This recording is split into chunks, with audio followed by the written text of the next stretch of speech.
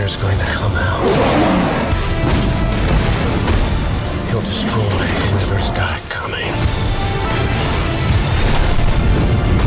Roadkill. Hello, everyone. Welcome back to another Cosmic Circus review. My name is Vin. With me, as always, is John. Today, we have special guest Vic because, Hello. lads, what are we talking about today? We are talking about Ghost Rider: Spirit of Vengeance. This is my penance for losing the Oscar bet. So, as punishment, John, the Spirit of Vengeance, made me watch Ghost Rider 2. I want to call it punishment. I disagree. It's punishment. Let's go. Me too. As witnesses, Vic, he is here to witness that this is a fair trial, that I'm punished fairly for my sins. Vic is completely unbiased. Okay. I'm not. This is, I think he's on my side. I think Vic is on my side on this. Since you told me about this podcast, I already knew on which side I'm gonna be, and I'm sticking to it. This can't be right. This can't be fair. Okay. Before we get too carried away, please remember to like, subscribe, follow us on Patreon. Everything's growing, but we still need more help, more support. So please follow us on Patreon. Today we have Ghost Rider 2, Spirit of Vengeance, parentheses, 2011, close parentheses. Directed by Neveldine Taylor. A screenplay Scott M. Gimple, Seth Hoffman, David S. Goyer. Story by David S. Goyer, starring Nicolas Cage, Ciarán Hinds, and Idris Elba. Have you guys seen any movies by Neveldine Taylor before? Yes, I have. What have you seen by them? So this is partly why I was actually excited about the film before it came out. They directed Crank and Crank 2. Have you seen either one of those films? I haven't, but I actually have Crank ready to go. I'm going to watch it on Monday. Okay, well, just to be clear, I don't know if they have aged well. Crank is like a movie of its time. Mm-hmm. It's a little trashy, it's a little over the top. They have sex in public to keep his heart rate up. It's a movie of its time, right? Mm-hmm. Like in the 2000s. Kind of like Speed. You ever seen Speed? Also, no. Hollywood loves an idea like Speed. A movie where you can't go slower than the speed or the bomb will explode. Okay. Got it. The Hollywood loves those ideas. Mm-hmm. Crank, same thing. He's got to keep his heart rate up or he dies. Mm-hmm. And they were first-time filmmakers. They did a lot of experimentation, style, stuff like that. They're big fans of putting cameras in places where they shouldn't go. I can tell. Yeah, it's very creative. You could kind of see it in this film too. And that's why I was excited whenever I heard, they're going to do Ghost Rider 2. Mm-hmm. Maybe it's going to be a better film. Mm-hmm. I would like to remind everyone that Ghost Rider 2, Spirit of Vengeance is the last movie they ever did. It killed their careers. Dead. No more movies. No, they done more. What did they do? I looked on They done more films than they done Happy. There's a show on USA called Happy. Did they really? Yeah, Neveldine directed the Vatican Tapes. And they done Parents. They did a really crazy movie called Parents. Did they? Pretty cool. Or Mom and Dad. Maybe it's Mom and Dad. Oh, but they split up. That's it. This is the last movie together. Then they split up. Okay, my bad. Yeah, so they done more work. They did not kill their careers. Wow, one of them did Hellboy, the Crooked Man from last year. Was that one good? I would argue probably not. Ha! No. Okay. I bet it's bad. Now, to be clear, I'm not saying everything they do is good. I'm just saying, that early in their career, they were very inspired. I think it's kind of slowly decayed, kind of like a villain in this film. But in their early stages, there was some very true artistry and inspiration there. Vic, have you seen any of their other stuff? Crank and, as I mentioned, the Vatican Tapes, but Vatican Tapes was only by Neveldine. Oh, okay. You liked Crank? Yeah, it was okay. For me, it was this type of movie that you put on Monday night at 8 p.m. on TV on some niche channel for people to watch. That's what they do in Poland, at least. Monday in Poland is called the Action Night. Mm-hmm. Okay. So they just play. They show movies with Stallone, with Statham, with Schwarzenegger. Mm-hmm. So all those cheap movies. And I do want to add, completely unrelated, absolutely coincidence. My best friend just watched Crank with his girlfriend, and they loved it. So That was just yesterday. It's wild. It is wild. Yeah. Yeah. So there's a possibility that Crank still holds up in 2025 if you're the right kind of audience. So I'm interested to see it and give it a chance because I have to say, I love the style of Ghost Rider Spirit of Vengeance. I remember watching the first Ghost Rider. Well, let me tell you a quick Ghost Rider story. When the first Ghost Rider movie came out, my friend, when I was a kid, he invited me. He's like, "Hey, let's go check this out together." All right. And we're like kids, like we're really small. We go to see this. And the guy turns into a skeleton, and my friend gets really scared, and he says, "Let's leave. We have to leave. This is too scary." So we left. No, it was the begin, like the first 10 minutes of the movie, not even to the Ghost Rider part. It was just the first 10 minutes. And my friend got scared. We left the theater, and that for a long time that was all I knew about Ghost Rider. And then I came back to it a couple years later. I finally watched Ghost Rider 1, and I actually liked it. I liked Ghost Rider 1. And I started Ghost Rider 2, and my God, I could not finish it. I would argue Ghost Rider is about as dull as 115 Dry. I think it's just Ghost Rider 1, yeah. Completely void of character. I can't stand the first one. Vic, can you defend it? I like both of them, so Because Yeah. First of all, Nicolas Cage. And for me, 90% of the arguments that are, against the movie are that Nicolas Cage is bad or whatever. Nicolas Cage is amazing. He's always amazing. I'm always gonna defend every movie he's in. So yeah, I don't think he's the problem with these movies. I think he's good. Yeah, he's not. Yeah, but okay. First of all, what I can say about the first movie that I didn't like was the villain, the main villain. Yeah, he was not good. not good. Yeah, the whole adult relationship between Johnny and Roxanne was a little bit forced in a way. It wasn't that natural as it was in the comic books. But overall, the rest was pretty good, especially in the director's cut. So the director's cut was a little much better than the theatrical cut. So for me, it was a very good movie. I'm not gonna say it was an amazing movie, but I enjoyed it. I still enjoy it. I really like to rewatch it. Yeah, it's been a couple years for me, but I actually liked Ghost Rider 1 for like the first half. I was like, it's pretty by the numbers, like John said, but I don't dislike it. I actually kind of like the first half. I think it loses itself kind of when it gets caught up with the villain stuff at the end, but it's fine.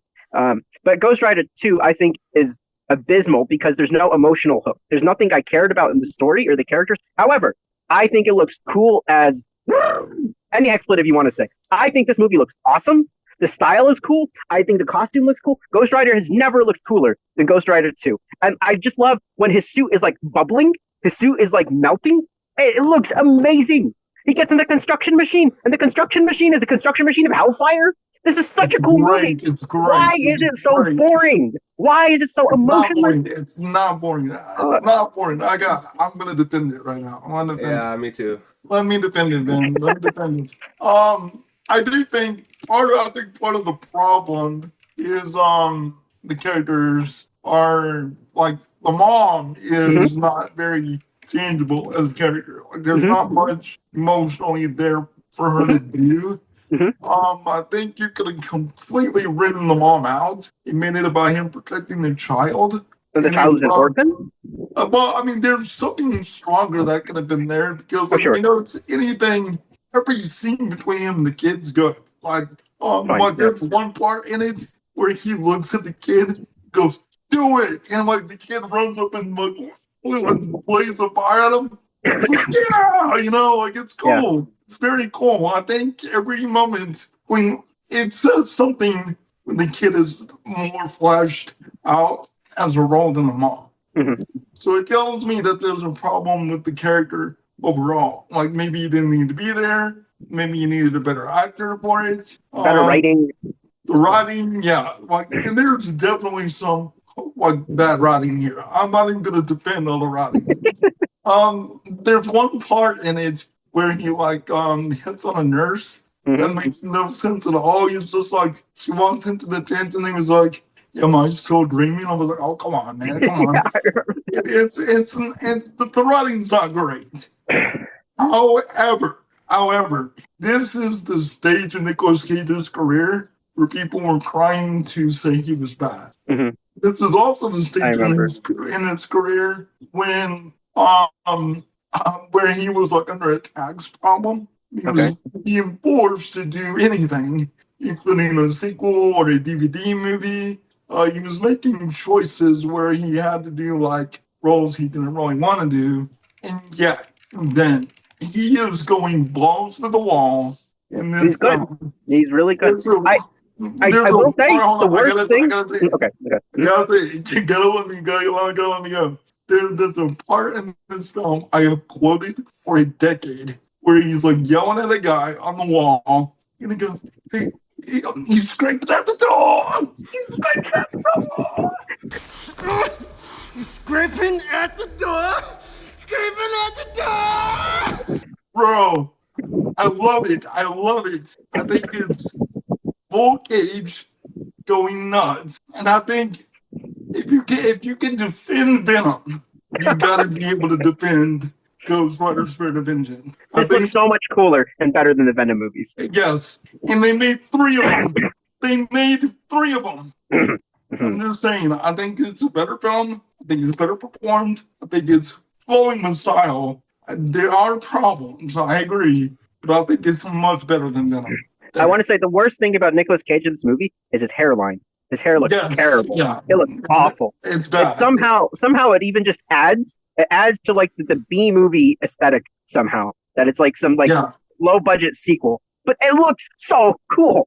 So it doesn't even And all the bad guys, and they feel like B-movie bad guys, and I think that adds to it. I love it for it. I love it for it. it just doesn't make sense how cool this movie is stylized, edited, filmed, like the cinematography. He looks like a zombie demon and the way he's moving. Oh my god. It's such a cool movie. And there's like, do you remember the 2D animation sequences? Those are amazing.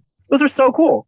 Gentlemen, I gotta ask you both. I have to ask you both. I posted a photo of it into the Discord. But there's a photo of Nicolas Cage of what he wears when he turns into the skeleton. And he's got his face painted in white and black. He's got neon lights on the back of his head. That's exactly what he chose to wear. Oh, when he okay. turned into the skeleton. And it's so That's funny. what that is. I saw you It's post this and I'm like, what the hell is this? It's so funny that Send it to that's me. why he chose. That was a creative choice by Nicolas Cage to wear that when he turns into the skeleton. Oh, So yeah. every time you rewatch this film, rewatch it knowing that's what he looks like in the moment saying he's a skeleton. And it's Does so he- funny. It's funnier. Does he It's ever so turn much blue? funnier. Does he ever turn blue in this movie? Yeah, at the end. At the very end, right? Yeah, he got the blue flames because he finally took the control. Because I think I remember seeing that in the marketing, and I thought he was going to be blue. Am I going crazy? Did that happen? Yeah, it's it very- happened. Yeah. Okay, because I thought it was going to be for more of the movie he would be blue, or Danny would turn blue or something. No. I guess we're skipping ahead for a second, but in 2026 we're going to have Avengers Doomsday with a whole multiverse of crap. Would you like to see? I know Vic wants to see Nick Cage. Would you like to see Danny come back as an adult? They're not going to bring him back. They're not going to No. bring him. Not the There's a same bigger actor, There's a maybe, bigger but- chance they're gonna bring Gabriel Luna. I think that's a don't- shame because Danny is awesome in the comics. I would love to see Danny, and there's an opportunity to give you a whole new character that's still connected to the multiverse. I mean, they might, but I don't think anybody's going to. I don't think anybody remember. I don't think anyone remembers Spirit of Vengeance besides me. And I don't think anyone remembers it enough. But Danny Mhm. Ketch is a great character in the comics. You know, Danny Ketch is basically the Wally West of Ghost Rider. You know, Johnny By Blake. accident, Yeah. I just have a comics with me. Oh, hey, what's that? That's Ghost Rider by Ed Brisson.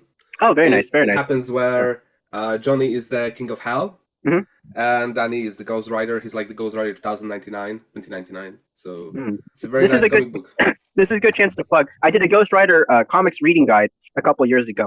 So if you guys liked and you want to dive into the comics, Vic, or something, you guys can go and look. And it's pretty much like a map of every Ghost Rider comic ever with some recommendations of which ones to check out. John, do you read comics? Not as much as I used to, no. Yeah, but maybe you should check this out a little bit and see. I think the comics are different from the movies. Danny is not a little boy, but it might be interesting just to look at and see. Vic, what's your favorite thing about this movie? Okay, Besides Nick basically- Cage, what else? Yeah. Yeah, besides Nick Cage, every superhero movie is like my small head canon. But with each superhero movie, I try to to fill in some gaps with my theories, with things that I think happened in between, why those things happened, and basically that's why some of the bad movies, some movies that people don't like, I like because I have my own head canon. You have the DLC in your head. Yeah, I have my own DLC in the head that helps me to understand some bad movies a little, even if the script is bad. I try to, to fix it in my head. And with this movie, I have this small theory that in between the movies, between 1 and 2, Roxanne died, Johnny got angry, got mad, and that's why he looks, like he looks in this movie, why it's much darker. And in the first movie, it was 50-50. Like, Johnny had 50% of the control, and the demon had the 50% of the control.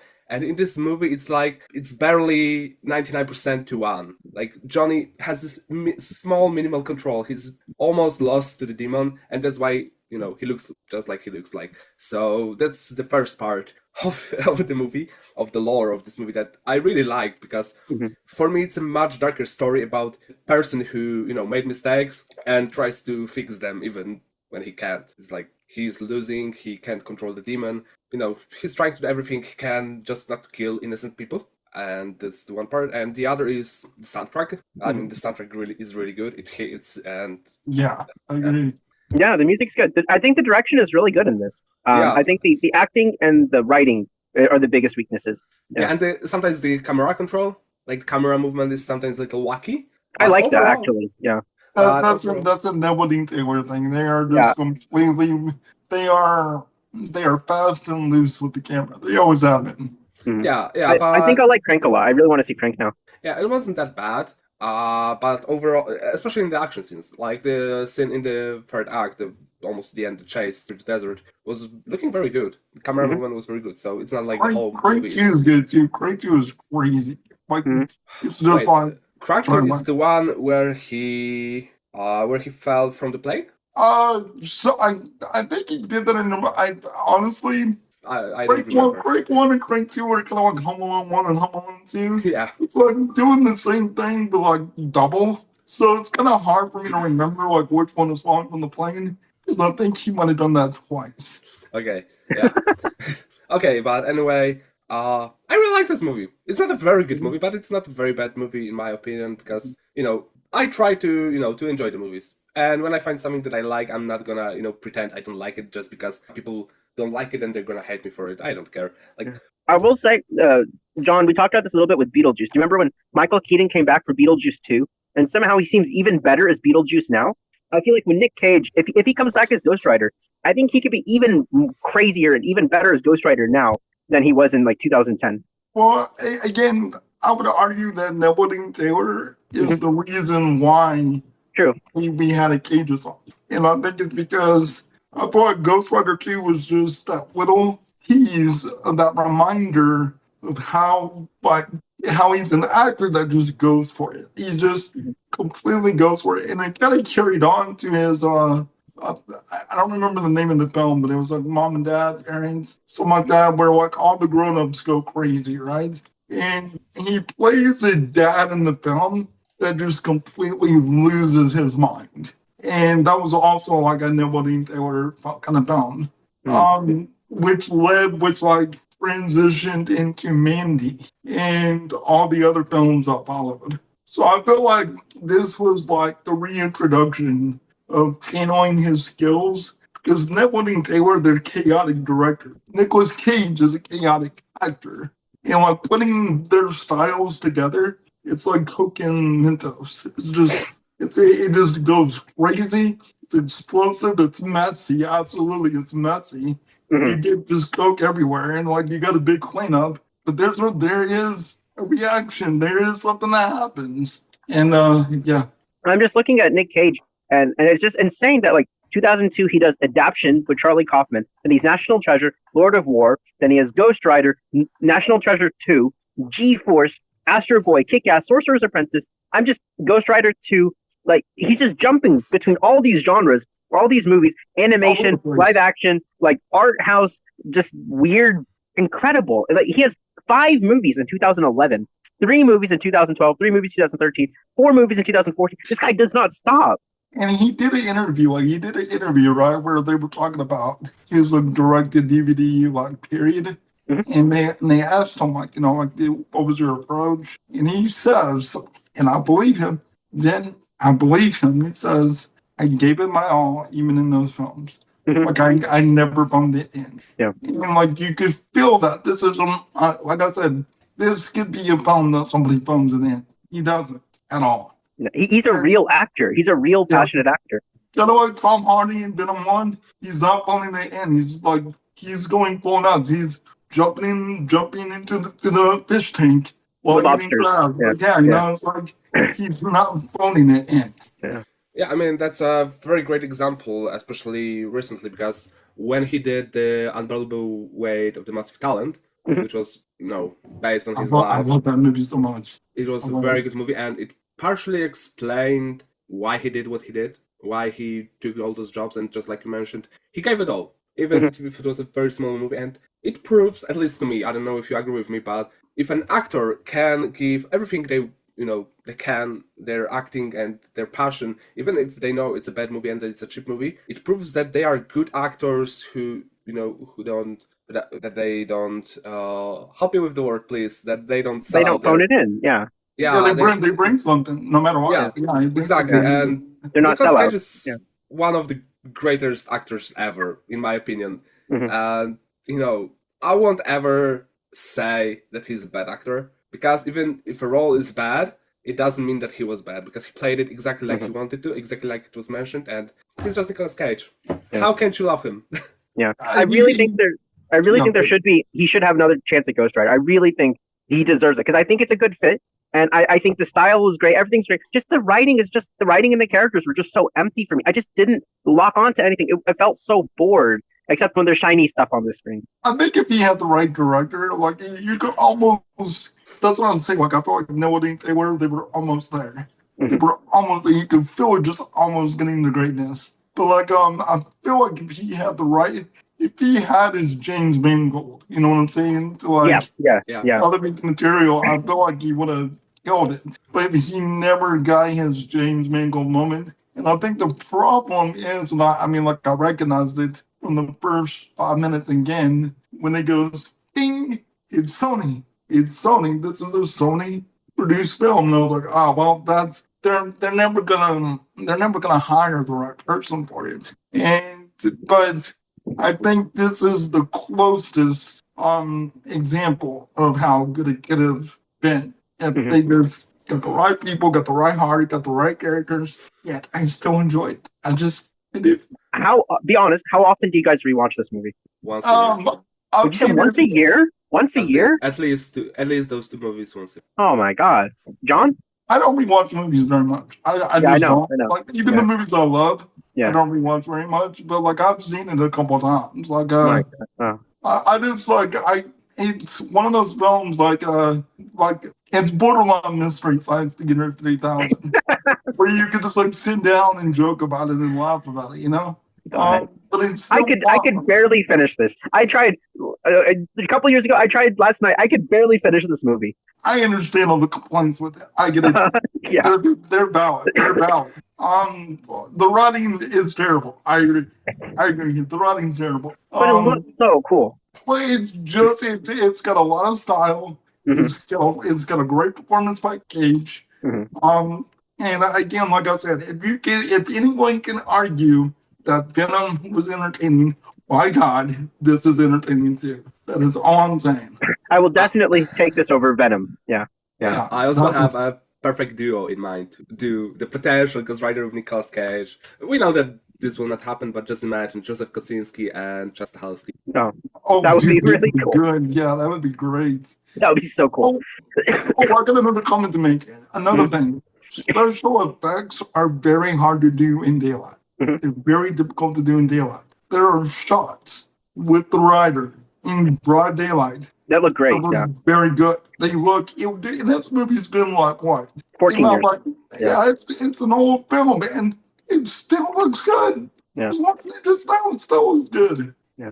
I will say there's some parts at the end where the CGI does start to look bad towards the end, and sometimes it even looks a little bit unfinished. But I think it makes up for it with how good it looks and most of the movie. Yeah. Especially like I was saying, the beginning when you first see him and it's a close up on all the bubbling, the melting tar on his jacket. Holy crap, that looks so awesome! 14 years ago. I know. And his motorcycle, everything just looks awesome. Yeah. I think maybe I've mentioned to you, John, for Godzilla King of the Monsters, I one time I did a fan edit where I cut out all the humans. Did I tell you about this? You told me this last time we saw each You other. did not tell me So, this. I took the whole movie. I can send it to you. I took the whole movie. I cut out all the humans, and then I stitched it together. And I took the music, and I used the music naturally to connect the scenes. So it flows like a real movie, just without any humans. I feel like you could do that for Ghost Rider 2: Spirit of Vengeance. Just cut out all the bad, cut out the girl, cut out the villains, and just have Ghost Rider doing cool stuff for like 30 minutes. Done. Cinema. I would watch it for the heavy metal score over it. I would watch it in a heartbeat. Yeah. It would be so good. That would be my 2024 Nosferatu. It's a good movie, John. It's like the most beautiful movie you've ever seen. I'm focused more on the future rather than on the past because we can talk all about like how Sam Elliott was amazing in the first movie, how the introduction of us. I would love to see him come back if they do like a Ghost Rider 3. I would love to see like Midnight Suns with Nicolas Cage, Mahershala Ali, even if they're all old guys, whatever. And Sam Elliott, get them all in there. Yeah. I just want to see Midnight Suns, created during Secret Wars. Mm-hmm. With Nicolas Cage, with Oscar Isaac, with Mahershala, with Benedict Cumberbatch, so they can transport them into the new MCU after the Secret Wars and just replace Cage. But just for him to have this one small moment to be a part of the team, and of course be in the Blue Flames. So that'd be cool.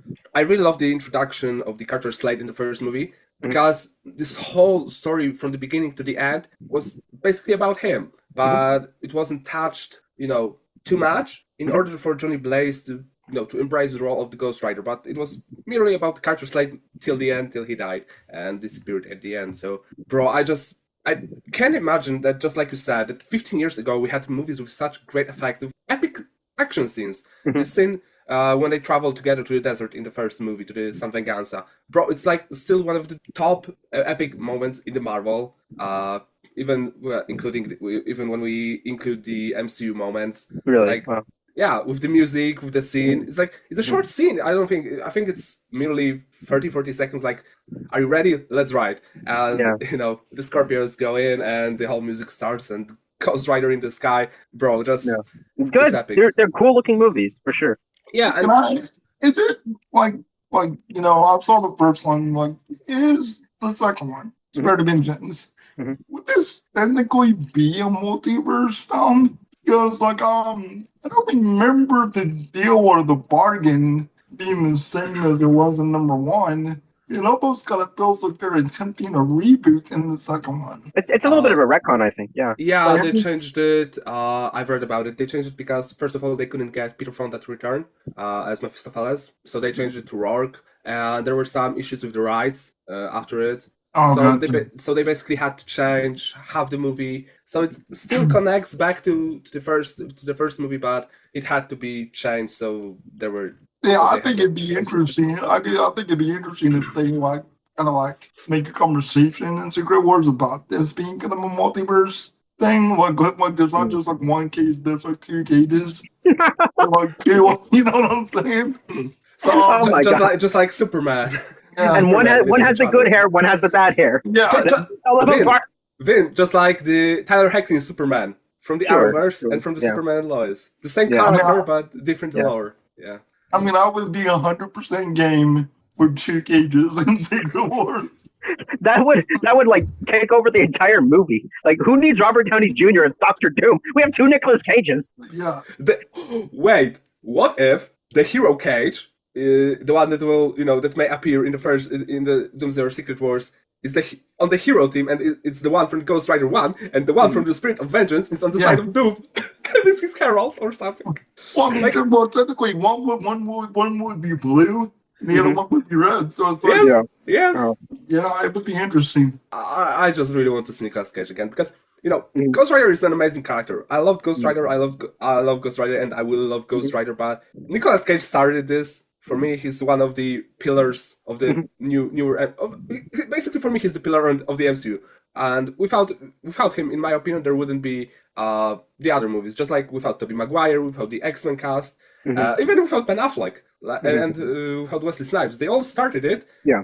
And those movies were made basically because people love them. And even when people say that Ghost Rider was bad, the movie was bad, they very often mention that Nicolas Cage was one of the best part of those movies. So how can you love him? For all the ways like they've adapted other characters, Ghost Rider looks perfect, right? Like because you can't touch why? that. He looks amazing. Yeah, because they scanned his skull, Nicolas Cage's skull, and it's exactly the same skull as Ghost Rider. But I mean, just even compared to a comic book, like this, it's a very simple concept, but he looks freaking cool, right? There's so many other comic characters where that Marvel adapts them, and you're like, this doesn't look right. Why did they mess with these details? Why did they mess with perfect Ghost Rider? It's just Ghost Rider. Done. Yeah, that's exactly.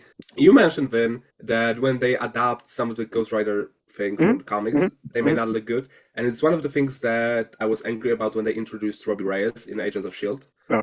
Yeah, because he didn't look like his version from the comic books, like at least in the beginning, because when he was talking, his mouth weren't moving, and it was very weird to see him. And even if you remember, have you seen the Agents of S.H.I.E.L.D.? I haven't seen Agents of S.H.I.E.L.D., but I'm looking at the design now. I watched one episode.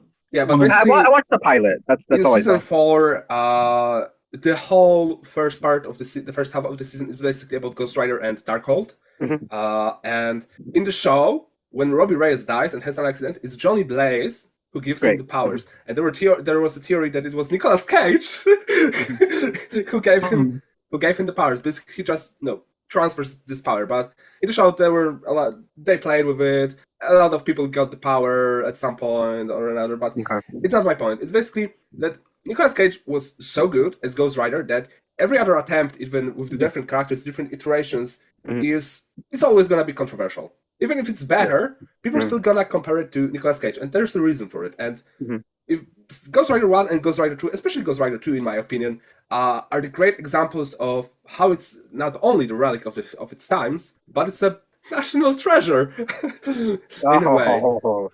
But you could say the same for like RDJ as Iron Man, of course. Chris Evans as Cap. Wesley Snipes as Blade. Christopher Reeve as Superman. It took so long for Superman to leave Christopher Reeve because even Smallville keeps referencing Christopher Reeve, and that was 30 years later, right? So Superman Returns is basically a continuation. Of Superman 2. I think that's part of the problem with Ghost Rider is that it's still so tied to Nicolas Cage. How do you do a new version of Johnny Blaze or Danny? Yeah, I disagree. I don't think it's really that. Mainly because I view Ghost Rider, both films, in the way that I would view like Daredevil, like the one with Ben Affleck. I don't think Ben Affleck was the issue with Daredevil. I think. The studio meddling was a lot of the problem with that film. And you still have somebody come in and actually do a pretty phenomenal job as Daredevil later on. I think you could actually get somebody to come in and do a great Ghost Rider if you wanted to. But for me, it's not about the fact that I think like nobody can do it but Cage. I think just the Spirit of Vengeance is a movie that I compare to like Venom. I feel like, it is a movie of its time, and I think Tom Hardy is good as Venom. I would love to see a better version of it. I think we can bring Eddie Brock. Is it Eddie Brock? I think we can get a better Eddie Brock. Absolutely. I defend Venom 1 too. I think Venom 1 is not bad also. But but I do think that somebody can fill the void. But I agree with Vic. We need Cage in Secret Wars. We need him in there. He's got to be there. Even in Doomsday.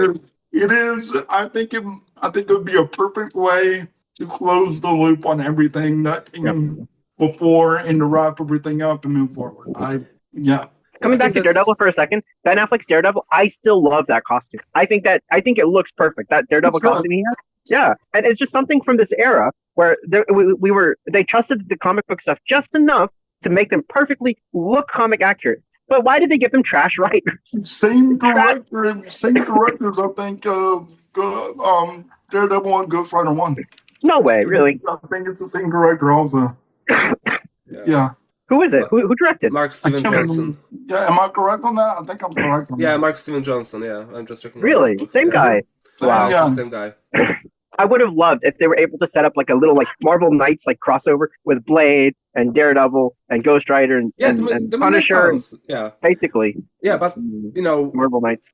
I have a perfect description, the perfect description for what I wanted to say about the characters. It's like a legacy character. Like Patrick Stewart as Professor X, Ian McKellen as Magneto, and Nicolas Cage as Ghost Rider, the Ian Griffith as Mr. Fantastic, and all that. Yeah. And it's basically gonna happen every single time when someone is cast as this character in the future. But I think that the only time that people weren't angry about the new casting of the legacy character was with X-Men First Class and Days of Future Past, only because those were the younger versions of the characters. And this is, I think, it's the only time when people weren't talking about how controversial the casting is comparing to the past. Yeah. Yeah.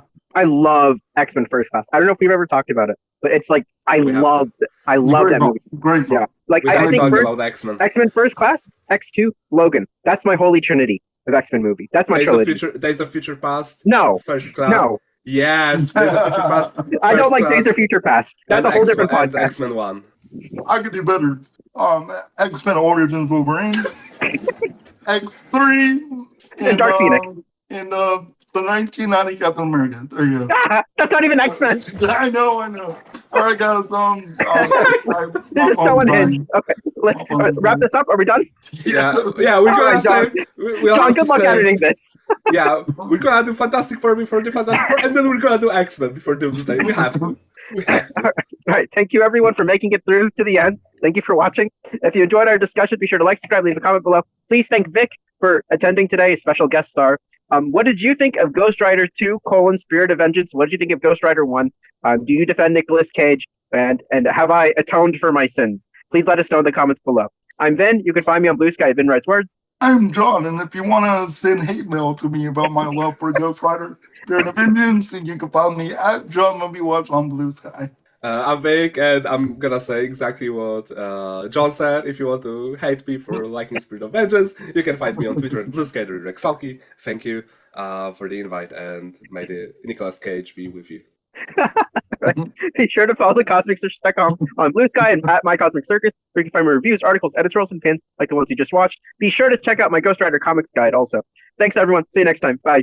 Bye. All right. Good job, guys. That was crazy. And special thanks to our Patreon supporters.